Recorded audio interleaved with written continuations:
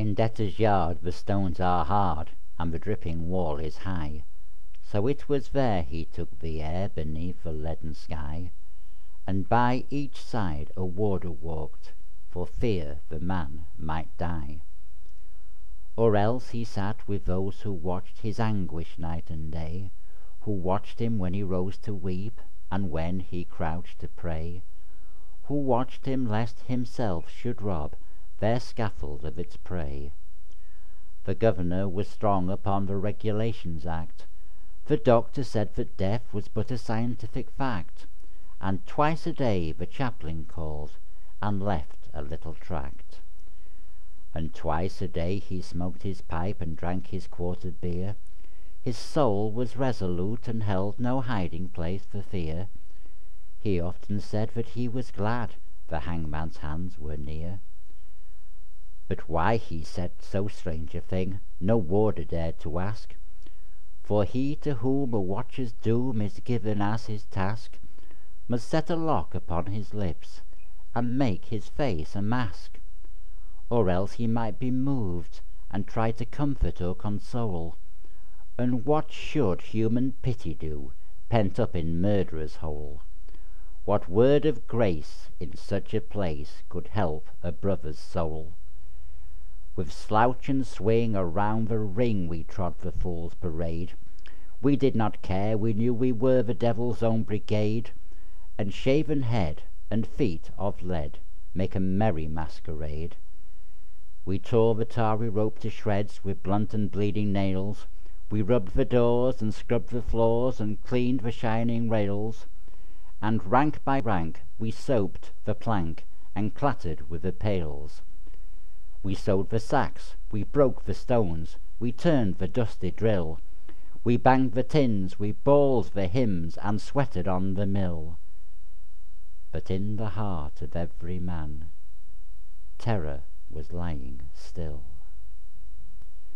So still it lay that every day crawled like a weed-clogged wave, and we forgot the bitter lot that wait for fool and knave, till once, as we tramped in from work, we passed an open grave. With yawning mouth the yellow hole gaped for a living thing. The very mud cried out for blood to the thirsty asphalt ring. And we knew that ere one day grew fair, some prisoner had to swing. Right in we went with soul intent on death and dread and doom. The hangman with his little bag went shuffling through the gloom, and each man trembled as he crept into his numbered tomb. That night the empty corridors were full of forms of fear, and up and down the iron town stole feet we could not hear, and through the bars that hide the stars white faces seemed to peer. He lay as one who lies and dreams in a pleasant meadowland. The watcher watched him as he slept, and could not understand how one could sleep so sweet a sleep with a hangman close at hand. But there is no sleep when men must weep who never yet have wept, so we, the fool, the fraud, the knave, that endless vigil kept, and through each brain on hands of pain another's terror crept. Alas, it is a fearful thing to feel another's guilt, for right within the sword of sin pierced to its poisoned hilt, and as molten lead were the tears we shed for the blood we had not spilt. The warders with their shoes of felt crept by each padlocked door, and peeped and saw with eyes of awe grey figures on the floor, and wondered why men knelt to pray who never prayed before. All through the night we knelt and prayed, mad mourners of a course. The troubled plumes at midnight were the plumes upon a hearse, and bitter wine upon a sponge was the savour of remorse. The grey cock crew, the red cock crew, but never came a day, and crooked shape of terror crouched in the corners where we lay, and each evil sprite that walks by night before us seemed to play They glided past, they glided fast, like travellers through a mist. They mocked the moon in a rigadoon of delicate turn and twist, and with formal pace and loathsome grace the phantoms kept their tryst. With mop and mow we saw them go, slim shadows hand in hand. About, about, in ghostly rout they trod a saraband, and the damned grotesques made arabesques like the wind upon the sand. With the pirouettes of marionettes they tripped on pointed tread, but with flutes of fear they filled the ear as their grisly mask they led. And loud they sang, and loud they sang, for they sang to wake the dead. Aho, they cried, the world is wide, but fettered limbs go lame, and once or twice to throw the dice is a gentlemanly game. But he does not win who plays with sin in the secret house of shame. No things of air these antics were that frolicked with such glee to men whose lives were held in gyves and whose feet might not go free. Ah, wounds of Christ! They were living things, most terrible to see. Around, around they waltzed and wound, some wheeled in smirking pairs.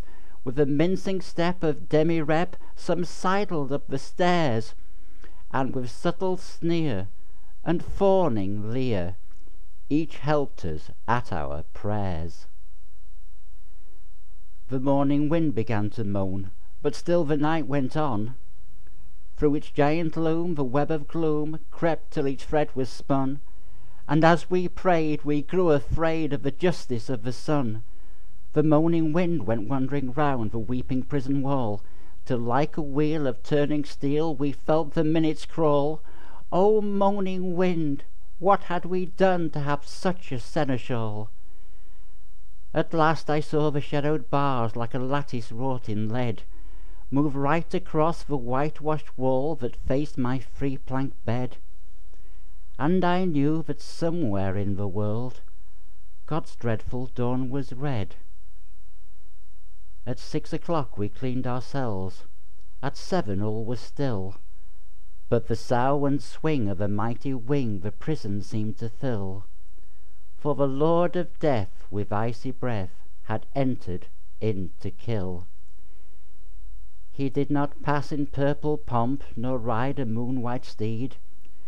3 yards of cord and a sliding board are all the gallows need. So with rope of shame the herald came to do the secret deed. We were as men who through a fen of filthy darkness grope. We did not dare to breathe a prayer or give our anguish scope. Something was dead in each of us, and what was dead was hope.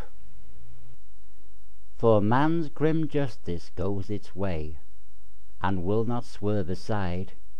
It slays the weak, it slays the strong, it has a deadly stride. With iron heel it slays the strong, the monstrous parricide.